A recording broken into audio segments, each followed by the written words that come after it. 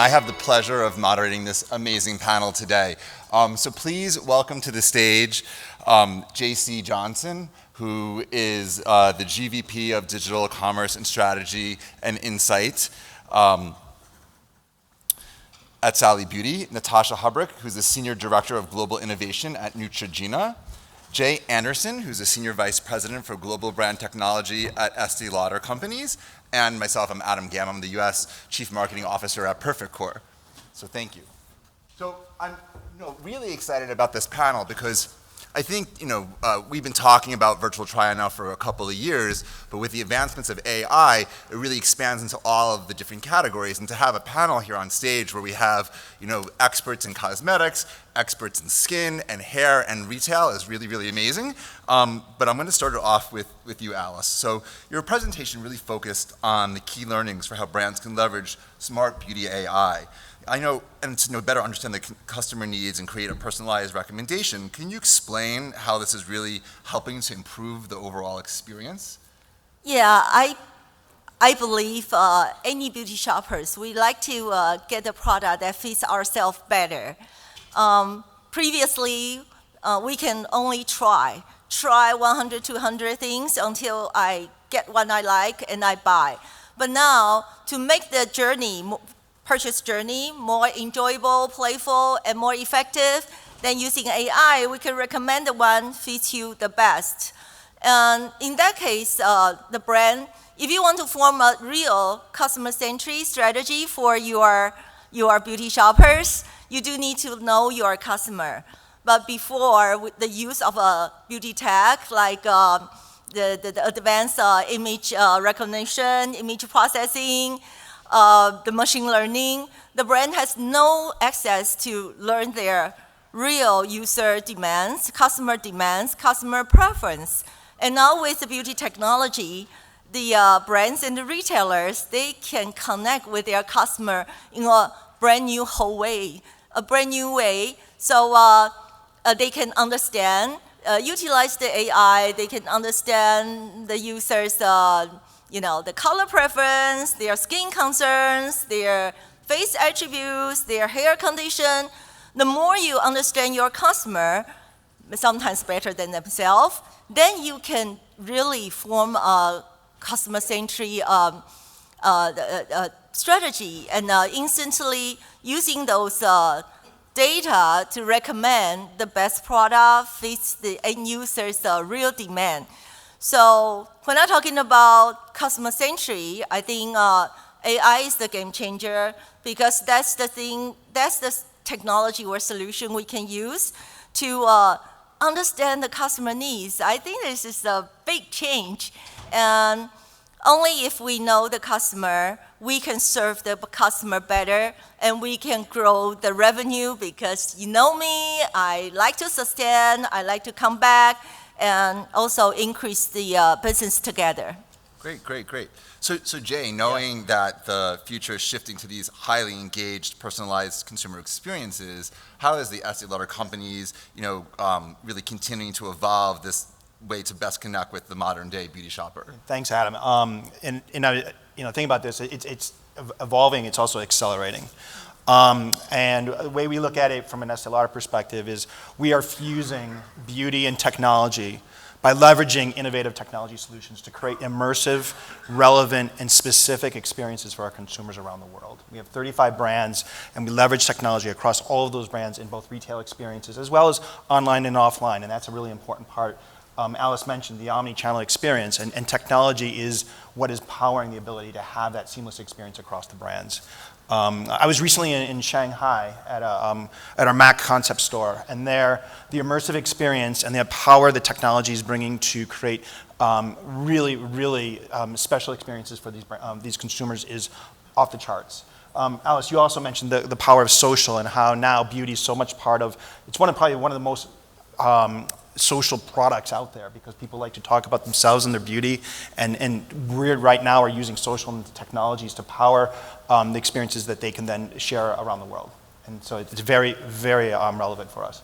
Yeah, and I guess speaking even about social, I know everyone's trying to tap into Gen Y, Gen Z. Do you think that these solutions are captivating that audience even more? Without a doubt, without a doubt. In fact, we've been doing some research recently.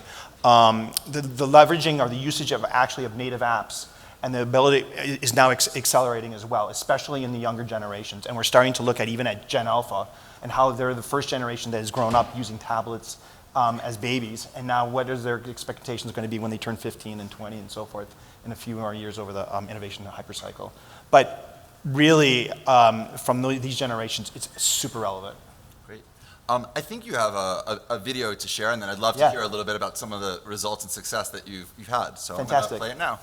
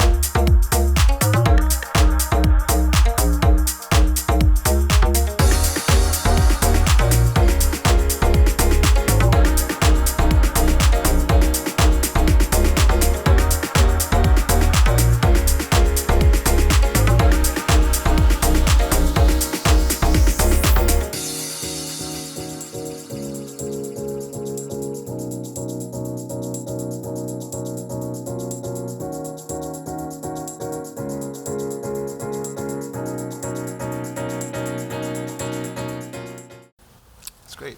So what success have you seen kind of, bringing this through all the various brands? So Alice mentioned some of the conversion rates that we've seen with the Estée Lauder brand. I think one of the stories we like to tell is, and Alice, you alluded to it, but just 2 or 3 years ago, folks were trying on lipstick one at a time. You'd wipe it off, put another one on, wipe it off, change the lipstick out. And that takes time, and that is a good conversation, but it creates friction in the shopping experience. Now we talk about how we can do 30 shades in 30 seconds. And now opens up, and I think it's kind of almost a liberating experience when you can look at all sorts of, and explore and play around and change your looks that fast and that dynamically. So we're seeing amazing results right now, both in the retail side, but also the scale that we're getting on the mobile side, which is really, really important too. And that's very, very powerful for us. It's great. I mean, it just solves all those consumer pain points. So Natasha, at Neutrogena, what steps have you taken to solve, I guess, those pain points and then create these more personalized consumer experiences through the technology? Yeah, Adam, thanks. For skincare, this is a very dynamic time. There is probably, consumers have more access to products, to resources, to information now more than ever. But with that comes a lot of confusion, a lot of misinformation, and ultimately consumers are still questioning what's right for my skin. Both internally, lines, wrinkles, texture, as well as externally. Sleep, how does that impact my skin? And no one, from consumers to retailers to my mom, they're asking me, once they realize I work for Neutrogena and I create new products, like, what should I use for my skin?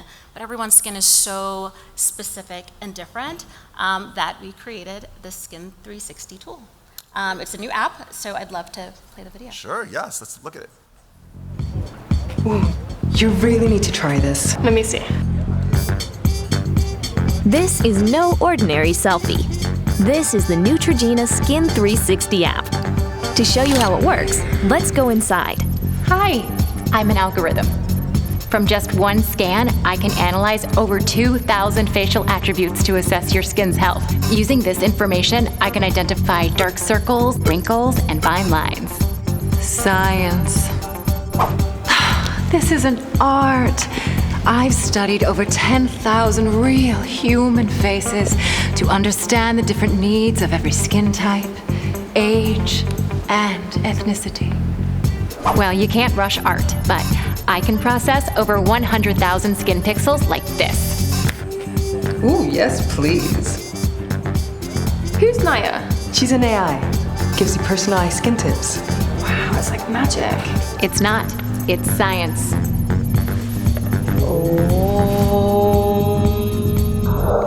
Attaining perfect skin requires a holistic approach. I track your sleep, stress, and exercise to guide you on your perfect skin journey. And your journey must-haves are this, and this. All great stuff, perfect for your sensitive skin. Let's just keep this between us. My recommendations are made just for you. It's like it was made for me. Well, yeah, that's the idea. Download the free Neutrogena Skin 360 app today to experience the magic. It's science, people. Experience the science. Yeah, so we see that we have different personalities here because our skin many times feels like it's different people, and it's different daily, weekly, monthly, seasonally. And what Skin 360 does is that it combines advanced skin imaging, behavior coaching, as well as AI to give you that personalized solution for your skin. So we're really excited about it. It actually has already launched, so you can download it. There's no vaporware here, and you can, what you do is you set up an ID, you take a full 180 scan of your face, so it sees your face from all angles. At that point, it gives you an objective clinical measure that derms use on your skin on 5 different dimensions. And then you self-report how you think you're doing from a sleep, from a stress, from an exercise standpoint. And you not only get a personalized recommendation today with what skincare products would be great for you, but you're able to track your skin over time. So you can see how well each of those skincare products work for your skin, and you can improve and constantly optimize for your best skin, which is what we're trying to give you. And we had a conversation yesterday over dinner, and I get blown away when I hear this, but you said like, if someone had to pick the regimen like for their skincare, there could be over 2 million different combinations of products. It's a very robust algorithm. So based on your skin, based on what you report, based on your lifestyle, and based on our hundreds of products in our Neutrogena portfolio, we have from acne cleansers, moisture, treatment, therapeutic hair care, regular hair care, sun care products. It's 2.5 million different combinations that we could recommend. And to be able to have an app that can figure that out in seconds is utterly amazing. So congratulations on the launch of that. So JC, let's talk about Sally and let's talk about hair. So, through the implementation of AI beauty tech, what does the future of personalization look like for hair analysis? And then how is Sally Beauty incorporating this, in their stores as well as color try-on in the market? Yes, so we're all about hair, as you mentioned, and hair is highly personal and highly intimidating for people, especially when it comes to hair color. Women who color their hair, it's a very personal decision. It's a very scary decision for a lot of women. And we have shoppers at our stores who are hair color enthusiasts. We're the only place where you can buy professional quality hair care or hair color. And I think I'd like to show the video and then I'll talk about the 2 things we're doing. Let's go to the video. Wondering if you can pull off pink hair? Want to try a bold lipstick? Introducing the new Sally Color View. Color View lets you color before you commit, like a virtual fitting room for hair and makeup. Cute. Nope. Snap a selfie and email it to yourself and friends. Share your glow up. Unleash your potential. Only at Sally. So that's one of the things we're doing, and Alice talked about augmented reality, and it's such a great use case for hair color because previously you can't try on hair color unless you do a patch test on your hair, which you should do. There is no way that you can try on hair color. You have to kind of leap and go all the way. So we're using augmented reality with the Color View technology. It is on our Sally Beauty app, and it's also in a kiosk like what you saw there in 600 of our stores. And it really helps bring to life the vision that women have in their heads, but even more importantly, we have over 1,000 shades of hair color in our store. And so it essentially is a customized hair color option, and how do you sift through that and decide what's the best color for you? And it's not just about the vivids and the brights, although that is what people get really excited to do because they've never thought about, oh, should I try purple hair? And then they see they look great with it. But it's also about, how do I find the right color to match my roots? Because I'm a natural brunette and I want to cover my grays. So ColorView has helped tremendously with that. And the other tool that we have just recently launched focused on hair care is our new hair texture diagnostic that we just launched in our stores this past week, and we'll also be adding it to our app. And Alice gave you a bit of a preview of that, where you take a picture, 180-degree picture of your face, including all of your hair, and it first tells you your hair texture. And there are 10 texture types, everywhere from pin straight to kind of zigzag hair that's tight kinks or curls. And then it asks you a series of questions and helps recommend what is the best hair care product regimen for you.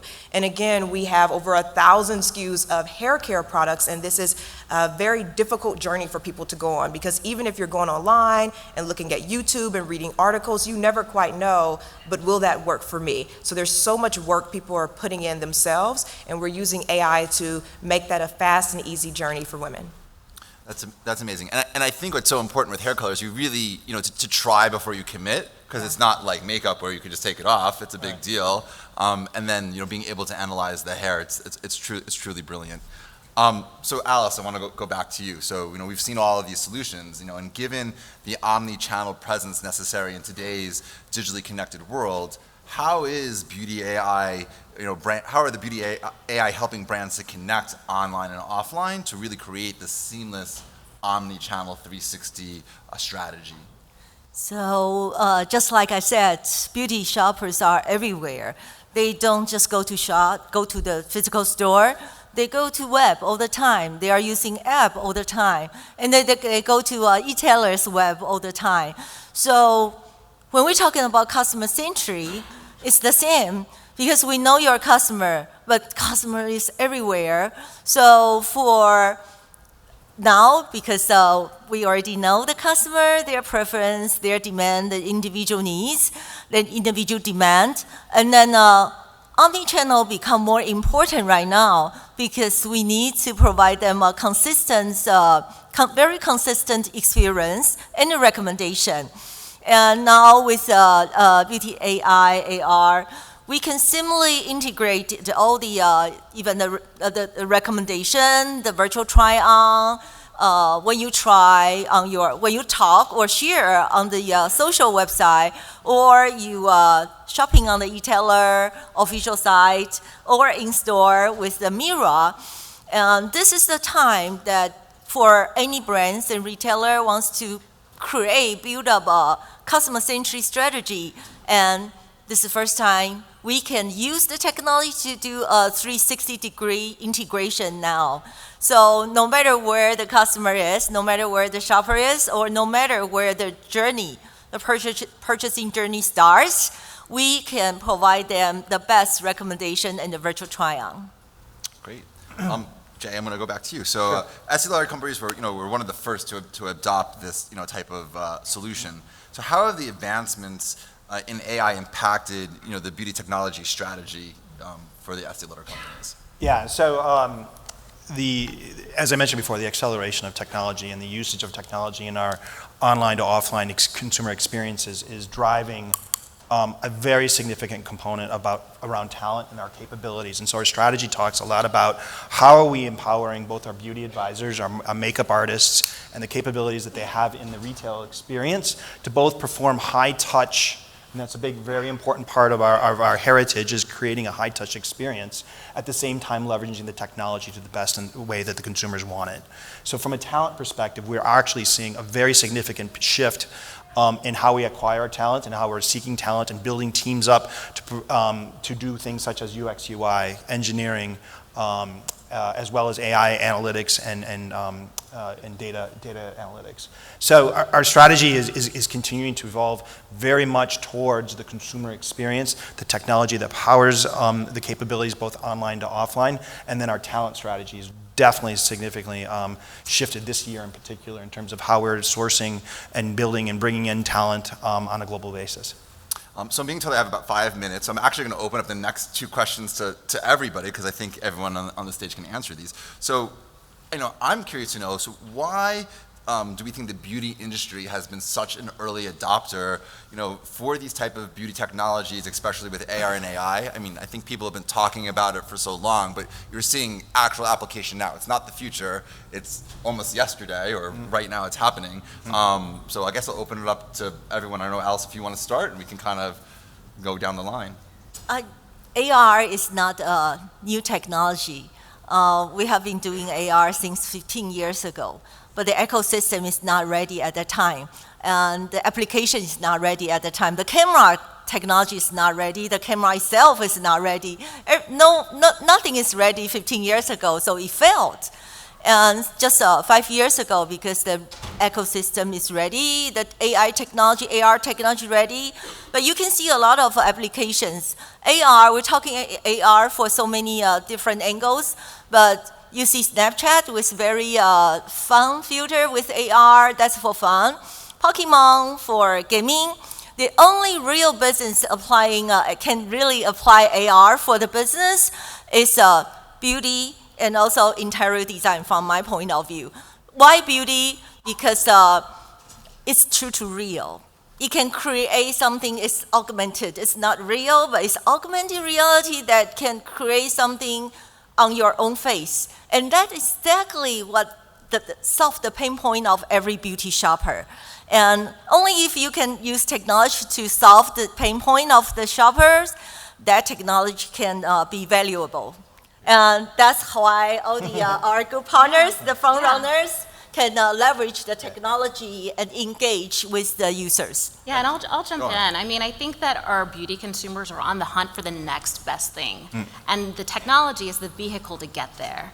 A lot of them are very emotionally, from a skincare standpoint, they've maybe had acne when they were a teenager, and that impacts not just how you look, but how you feel. And so they're very passionate about it, and they're going that extra step. And they're also, when they find something that works, they're evangelists. And they tell everyone. And so it's really important to give them the tools that they need. And I think that that's why it's really taking off. Jay mentioned earlier what used to take, I think you said it was abrasive or disruptive when you tried on 30 lipsticks. It's also like really damaging to your lips, to keep taking that off. So there's a simpler way to do it, a non-damaging way. And it's better like moving forward. We actually launched a tool initially. It's called Skin 360. We launched it at CS 2 years ago. We learned that it was just very cumbersome for consumers. We listened to them, and now that's why this app, we expect it to take off. Yeah, that's great. And I think also, especially in beauty, I think we're seeing a splintering of customers. The customers that are just like, I just want to stick to my beauty regimen. I know what I love, it's what my mother used, I'm just going to keep using it. And then you're seeing these customers who are becoming deeper and deeper in the knowledge economy. They're spending hours a month online researching. And what we're finding is, we have 3,000 stores, and many women still do want to come into stores, and they expect to have an expert level conversation. And our goal is to help them unleash their potential. And you can do that partly with the experts in your store, but technology really helps fill that gap of the level of expertise that beauty customers are looking for. JC, we're seeing something really fascinating happening in Asia, particularly the Chinese consumer, where the amount of effort that they do in researching your products and your ingredients, and now the trend with natural and sustainability is actually creating a very, very, very powerful buyer and consumer. And so we're using AI and AR actually to empower our beauty advisors and our makeup artists so that they understand as much as what's happening in the trends and what the consumer's coming in with, and enabling that then high-touch conversation to happen. So, to answer your question, Adam, I do think that the beauty industry is being driven or being powered by the consumer's demands and expectations to be inspired, to be informed, and to have experiences in the store. And so we're actually, it's kind of a parody game to some extent.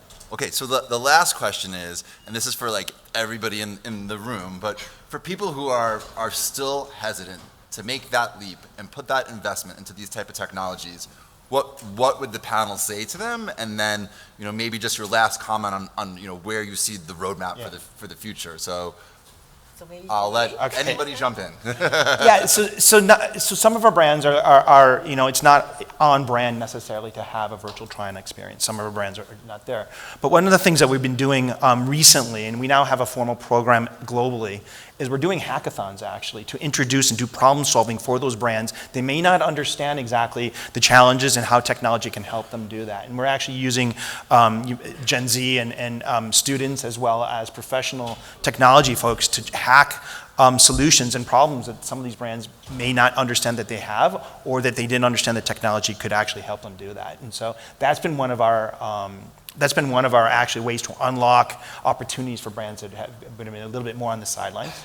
The other thing we do, obviously, is we leverage. So with 35 brands, we're able to take the technology and our learnings and help the other brands that may be smaller take advantage of the tech. Yeah, and I think for us, it's also the opportunity to get super close to your consumer, to gain some insights that you would not get any other way. We mentioned the Neutrogena AI assistant, Naya, who asks questions and prompts as much or as little as consumers want on a daily basis about their skin.